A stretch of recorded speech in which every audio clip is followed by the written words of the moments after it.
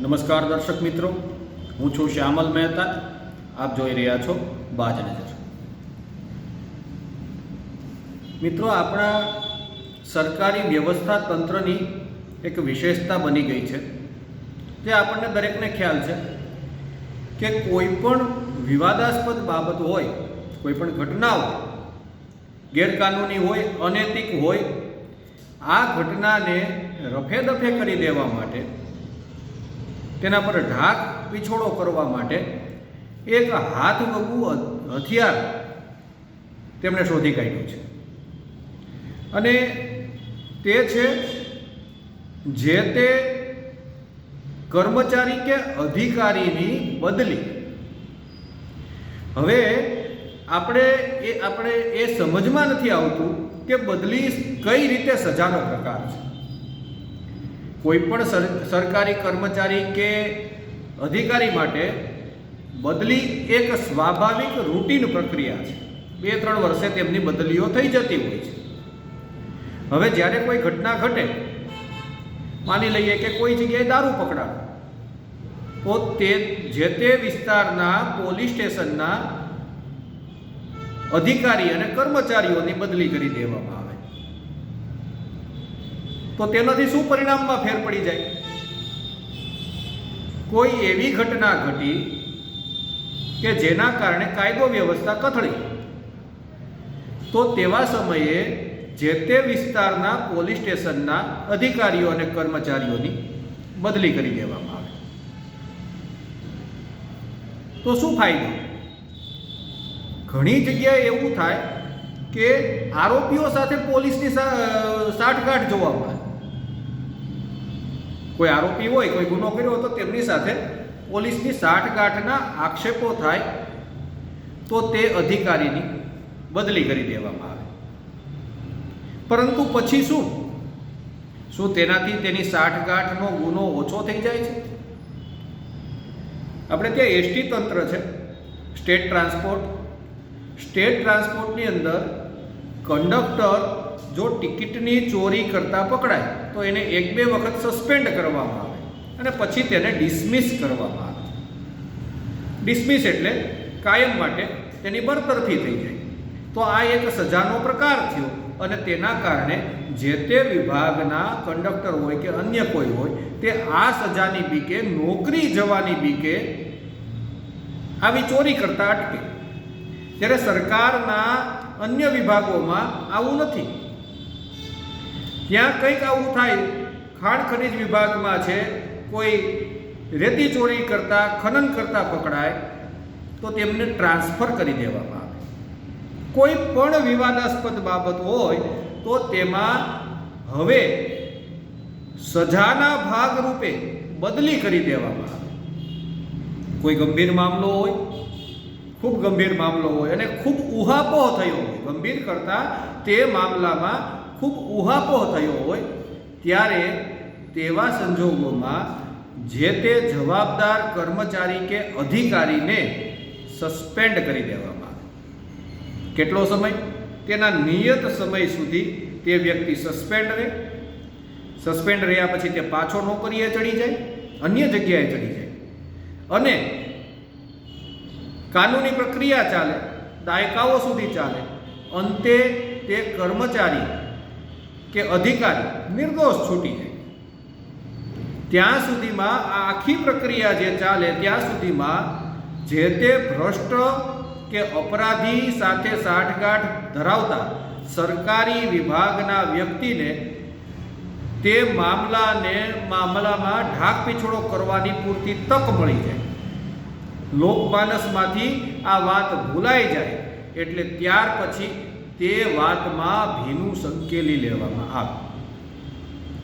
Dismiss થવાનો જો સજા જ કરવી હોય, કોઈ આરોપી કોઈ લાંચ લેતા પકડાયો, કરપ્શન કરતા, એસીબી વાળાએ તેને ટ્રેપ કરીને પકડ્યો, તો તે ડિસમિસ ક્યારે થાય? ગુનો સાબિત થાય પછી ડિસમિસ થાય, તો ગુનો તો સાબિત થાય નહીં. આવા કેટલા કિસ્સા છે કે કોઈ લાંચ લેતા પકડાયો અને ડિસમિસ થયો, કોઈ ભ્રષ્ટાચાર કરતા પકડાયો અને ડિસમિસ થયો, કોઈ આરોપીઓ સાથે સાઠગાંઠ ધરાવે છે તો તે ડિસમિસ થયો. ડિસમિસ થવાનું એટલે કે બરતરફ થવાનું, તેના તમામ સરકારી લાભ જાય, તેની નોકરી જાય અને તેને જેલના સળિયા ગણવા પડે. આવી પરિસ્થિતિનું નિર્માણ ક્યારેય થતું નથી. ખૂબ જવલ્લે જૂજ કેસની અંદર જેને કોઈ રાજકીય પીઠબળ ન હોય તેવો વ્યક્તિ આવી ઝપટે ચડે. અહીંયા આ વાત આપણે એટલે મેન્શન કરી કે જ્યારે કોઈ અધિકારી, કોઈ કર્મચારી ભ્રષ્ટાચાર કરવાનું, આરોપીઓ સાથે સાઠગાંઠ કરવાનું કે કોઈ પણ અનૈતિક કાર્ય કરવાનું સાહસ કરતો હોય ત્યારે તેને રાજકીય પીઠબળ હોય છે. પરિણામે જ્યારે તેને આ કરતૂતો બહાર પડે છે ત્યારે જે તે રાજકીય વ્યક્તિ તેને બચાવવા માટે સક્રિય થઈ જાય છે. પ્રથમ આપણે કહ્યું તેમ બદલી કરી દેવામાં આવે એટલે ઉહાપો 50% જેટલો શાંત પડી જાય કે જે તે આરોપી વ્યક્તિ છે તેની બદલી કરી નાખી. અને ઘણી વખત તો આપણે એવું જોઈએ છીએ કે જે બદલી તો તેને ઇનામ સ્વરૂપે થઈ હોય તેવા વિસ્તારમાં તેમની બદલી કરવામાં આવે. પછીનો જો ગુનો વધારે ગંભીર હોય, બીજું સ્ટેપ આવે, ગુનો વધારે ગંભીર છે, ઉહાપો ખૂબ થયો છે, લોકોમાં નારાજગી છે અને જો કોઈ એક્શન ન લેવામાં આવે તો જે તે વ્યક્તિને, નેતાને તેના પરિણામો ચૂંટણીમાં ભોગવવા પડે. એટલા માટે શું કરવામાં આવે?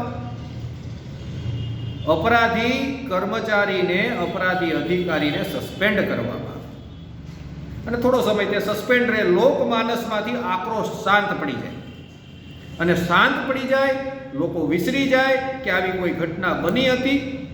ત્યારબાદ તે વ્યક્તિને ફરી નોકરીએ લઈ લેવામાં આવે. ધીમે ધીમે સાક્ષીઓ, કેસને ઢીલો પાડી દેવામાં આવે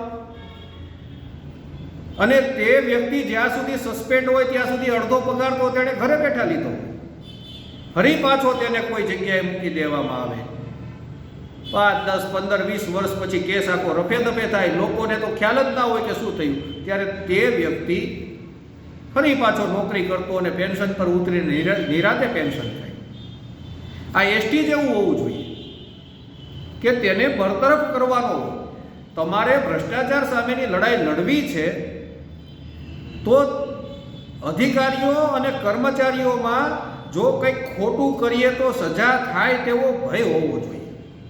અને આવો ભય છે જ નહીં, કારણ કે કોઈને કશું થતું નથી.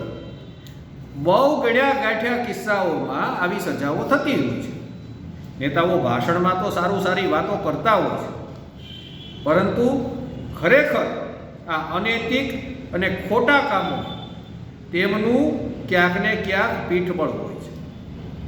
તેથી જ આવા લોકો, અને કારણ કે એક વાત એવી પણ છે કે આવા અનૈતિક લોકો, ભ્રષ્ટ લોકો, કહિયાગરા લોકોને જે તે જગ્યાએ પોસ્ટિંગ પણ જે તે નેતાએ કરાવ્યું હોય છે. આ તેમના માનીતા હોય છે, તેઓ તેમના કમાઉ દીકરા હોય છે. એટલા માટે તેઓ ત્યાં આવે, તેમને કમાઈને આપે અને જ્યારે તે ક્યાંક ફસાય તો તેમને બહાર કાઢવાની જવાબદારી પણ તેમના પાલક જે હોય છે, તેમના પાલક અને પોષક વ્યક્તિઓ જે હોય છે, વગદાર લોકો, તેમની હોય છે.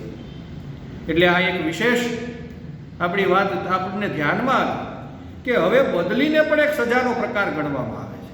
કોઈ પણ ઘટના ઘટી એટલે એક વાત જાહેર કરી દેવામાં આવે, પબ્લિકની અંદર આક્રોશ છે તો કે ભાઈ અમે આ જે તે કર્મચારી કે અધિકારીની બદલી કરી નાખી.